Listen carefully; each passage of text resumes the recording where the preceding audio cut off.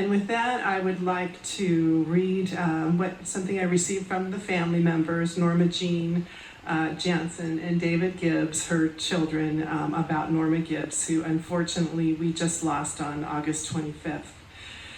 Norma Gibbs was Huntington Beach's treasured icons who touched so many causes and places that improve the quality of life for people who live and visit Huntington Beach. Norma had the distinction of being the first woman to be elected to the Huntington Beach City Council and our first female mayor. She was born in 1921 in Chicago and was a 3-time survivor of tuberculosis. This is amazing. In her 20s, she was sent to a sanitarium due to the disease, where doctors told her she would never leave and would never become a mother.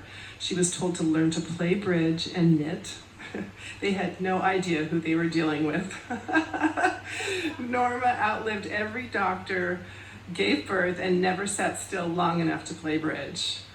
Norma came to California in 1957 to become a professor at what was then the new college in town, Long Beach State, and she taught there for 40 years. She became the mayor of Seal Beach in 1960 and moved to Huntington Beach in 1963. She was the first woman to be appointed to the Recreation and Parks Commission, co-founder of Interval House, a home for victims of domestic violence, president of the Huntington Beach Library Patrons, chair and member of the Golden West College Patrons, and of Amigos de Bolsa Chica.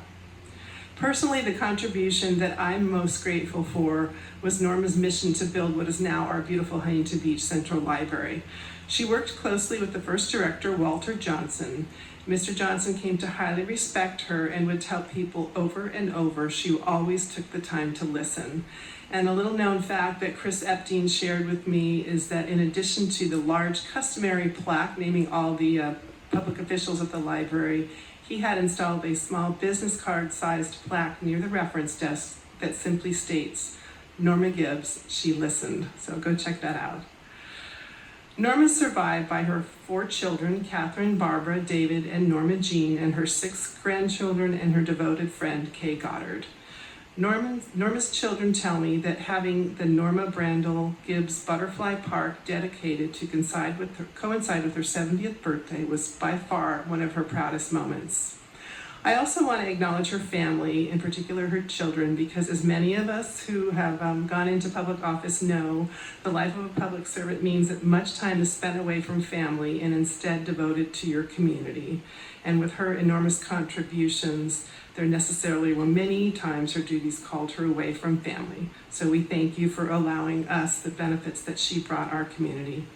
Norma's family will be holding a memorial for her Saturday, September 21st at 2 o'clock at the Senior Center in Central Park, and the community is welcome to come to the memorial. So we will be closing the meeting in memory of Norma Gibbs. Thank you, Ms. Smeta. So right now the council will recess back into closed session before we close the meeting, and we'll come back out to close it.